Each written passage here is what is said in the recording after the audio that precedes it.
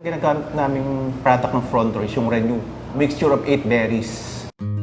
Ginamit ko siya para sa mami ko at saka sa sister ko. Ang mami ko kasi last 2013, nagre-renal failure na siya. Kumbaga yung kanyang kidney function bumababa. Medyo nakaka-frustrate on my part kasi sabi ko, tuloy-tuloy, despite the fact na tuloy-tuloy mga gamot niya, and yet nag-deteriorate pa yung health status niya. I decided na i-consult sa kanya nephrologist kung pwede ako magbigay ng mga food supplements. Nag-try kami for 1 month ng Renew. After a month of taking the Renew, pinrepeat yung mga blood test niya. True enough, yung kanyang sugar, cholesterol, uric acid, and everything, bumaba na lahat. Ang kanyang kidney function from 15%, nag-shoot up ng 22%. Safe na siya para hindi siya ma-dialysis. Parang lumakas at yung simula noon parang ako hindi na masyadong napapagod at yung parang maayos ang aking pakiramdam.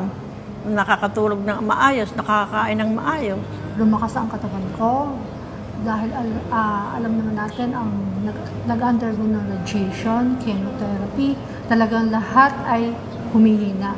Since diabetic na rin niya siya, so hindi ko normalize din ang kanyang blood sugar.